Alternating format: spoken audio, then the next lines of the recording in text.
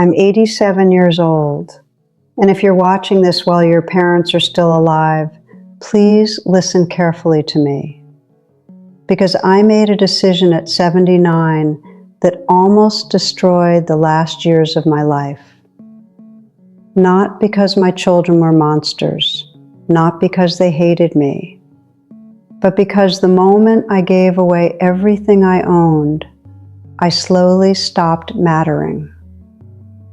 And I know that sounds harsh, especially if you're a parent, because when you love your children, you want to believe love alone will protect you.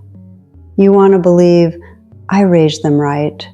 My children would never do that to me. We're different.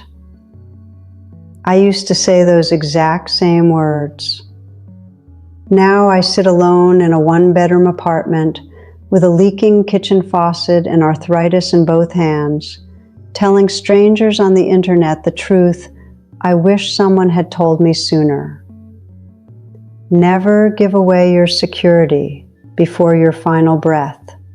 Never. Not your house, not your savings, not your independence. Because people change when ownership changes, and sometimes they don't even realize they're changing. I had 3 children, 2 sons and a daughter, and for most of my life, I thought I had done everything right. I stayed married for 51 years, raised my children in the same small Ohio home, cooked dinner almost every night, never missed birthdays, never missed school plays, worked part-time at a library while my husband drove trucks across the country for work. We were not rich people, but we were stable. And that little house became the center of our entire family. Every Christmas, every Thanksgiving, every birthday dinner, that house held all of us together. Then my husband died, just like that, one ordinary Tuesday morning, a heart attack at the kitchen table. I still remember the sound of the coffee mug hitting the floor. People talk about grief like it arrives all at once. It doesn't. It arrives in waves, in empty chairs, in quiet mornings, in realizing nobody else in the house heard the storm last night. After he passed, my children became very attentive, calling every day, checking on me constantly, bringing groceries, offering help. And at first, it felt beautiful. I remember crying one night because I thought, we did it. We raised good children. But loneliness makes you vulnerable in ways nobody warns you about, especially at my age. Because when you're grieving, you become terrified of becoming a burden. That fear alone can make you give away pieces of yourself just to keep people close. About a year after my husband died, my oldest son started bringing up the future. Not aggressively, not cruelly, just casually. Mom, this house is too much for you now. You shouldn't be alone here. What if something happens? And honestly, some of what he said was true. The stairs hurt my knees. The winters felt longer. The silence inside that house was unbearable sometimes. Then one evening, all 3 of my children came over together. I remember it clearly because my daughter made pot roast. We sat around the same dining table where I had fed them as children, and that's when they brought it up, the will, the house. Mom, you should put everything in our names now so we can help manage things later. They said it lovingly, carefully, like people trying not to hurt someone fragile. And I believed them, because they were my children. My daughter even held my hand and said, we just don't want probate issues later. I didn't even fully understand what probate was, but they did. And when your children speak confidently at 80 years old, you start feeling stupid for questioning them. That's another thing nobody tells you about aging. People slowly stop explaining things to you. They start deciding things around you instead of with you. And eventually, you get tired of fighting to feel capable. So I signed the house, the savings account, almost everything. I kept a small checking account for myself, but the ownership of my home, the one thing my husband and I spent decades paying off, was transferred equally to my children. And for a little while, nothing changed. That's the dangerous part. If they had become cruel immediately, maybe I would have noticed. But disrespect enters quietly, like water through a tiny crack in a wall. At first it's invisible. Then one day, the whole structure is damaged. My youngest son started making comments about updating the house. My daughter suggested maybe I should stay with her temporarily while they renovated. Then my oldest son started referring to the home as our property, not Mom's house, our property. And every single time he said it, something inside me hurt. Small things began happening. Furniture disappeared without asking. My husband's old tools were donated. Family photo albums were moved into boxes in the basement because they made the living room look cluttered. I remember standing in my own kitchen one afternoon while my daughter discussed cabinet colors with a contractor without asking me a single question, as if I were already gone. That was the moment fear entered my body for the first time. Real fear. Not fear of death. Fear of irrelevance. Do you know what hurts the most when you get old? It's not wrinkles. It's not pain. It's not even loneliness. It's realizing people begin treating you like a temporary guest in the life you built. And the worst part? I kept defending them. To my friends, to myself. Oh, they mean well. They're just trying to help. They're busy. Because mothers protect their children even while their hearts are breaking. Then came the conversation I will never forget for the rest of my life. It happened on a Sunday afternoon, rainy outside, quiet house. My oldest son sat across from me holding a folder in his hand, and before he even spoke, I felt something cold in my stomach.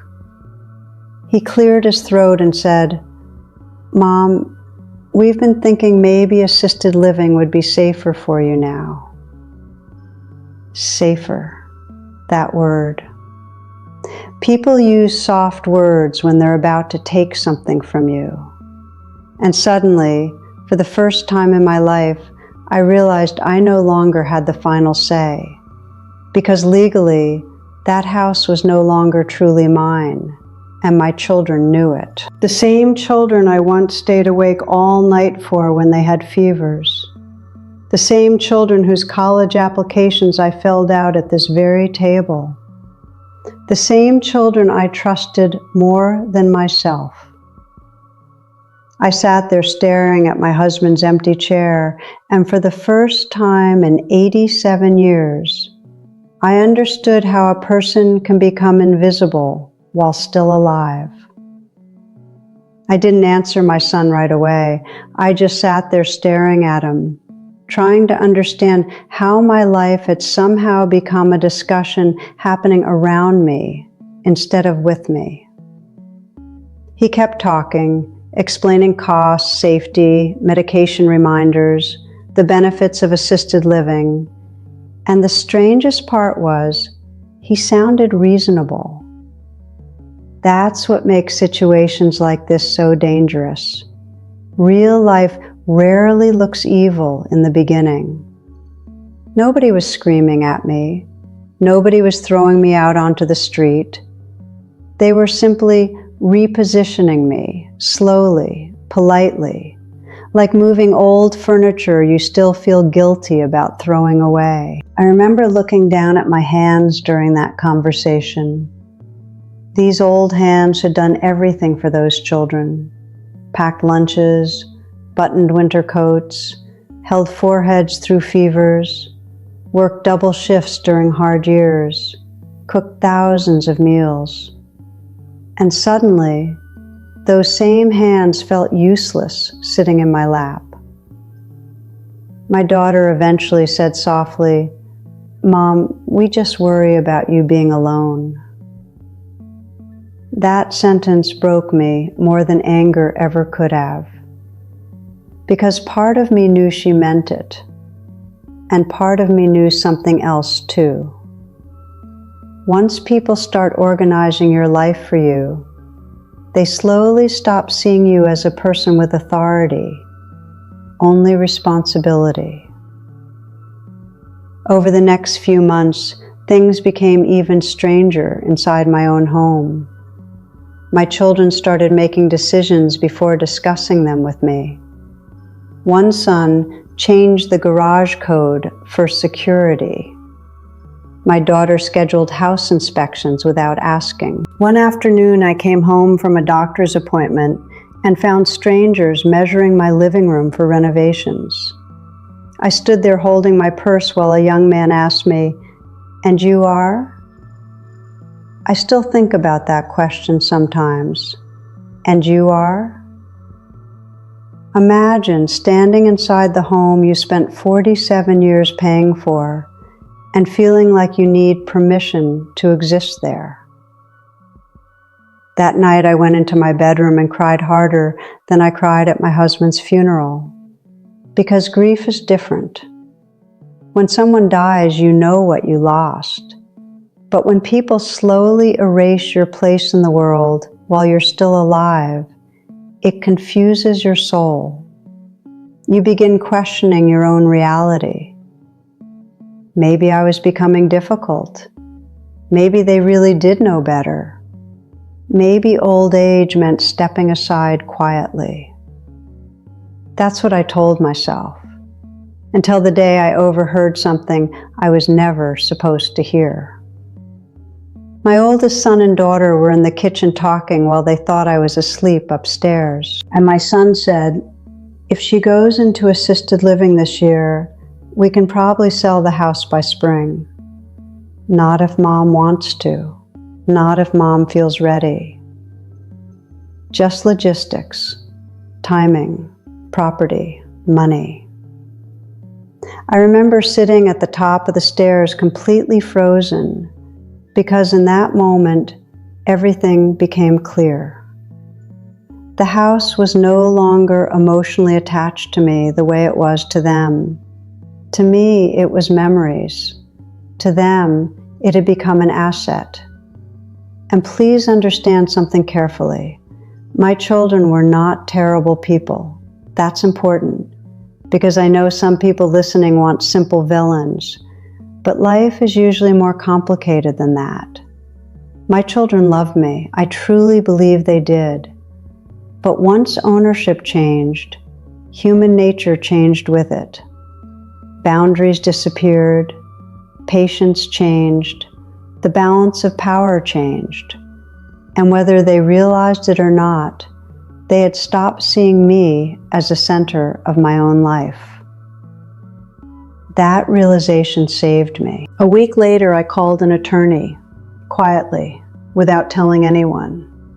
And that man, God bless him, looked me straight in the eyes and said something I will never forget. "Mrs. Carter, never surrender all control unless you're prepared to live without it." I nearly cried in his office because finally someone was speaking to me like I was still a human being capable of making decisions, not a fragile object to be managed. There were legal complications because of what I had signed. Things could not simply be undone. But thankfully, part of the estate had remained under my control, enough for me to leave. Enough for me to choose. So I did something my children never expected. At 86 years old, I walked away from the house. Not because they forced me out, because I finally understood that staying there would destroy whatever dignity I had left. I moved into a small apartment 40 minutes away. Nothing fancy, tiny kitchen, old carpet, leaky faucet. But for the first time in years, every decision inside those walls belonged to me. Do you know what freedom feels like at 87? It feels like buying your own groceries without someone monitoring your spending. It feels like sitting in silence without being treated like a problem that needs solving. It feels like waking up and remembering, I still belong to myself. My children were shocked, especially when I stopped apologizing for existing. At first, they called constantly. Then came guilt. Mom, you misunderstood. We were only trying to help. You're overreacting. Maybe they even believed that.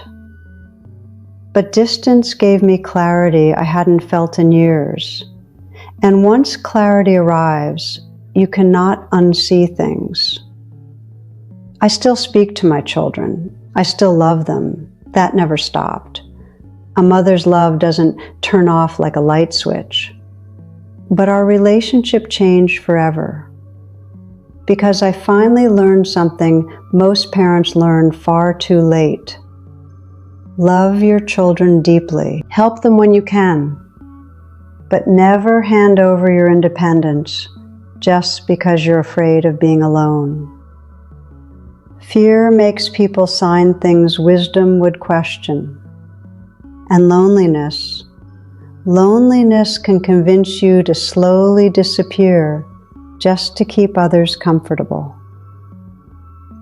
So if you're listening to me right now, please hear this from an old woman who learned it too late. Your children can love you and still become careless with your life. Your children can mean well and still take your independence piece by piece. And once you give people full control over your survival, everything changes. Keep something in your own name. Keep some control. Keep your ability to choose. Because the greatest tragedy of old age is not dying. It's remaining alive long enough to watch yourself become powerless in the very life you built with your own hands. And trust me, that pain is far heavier than loneliness ever was.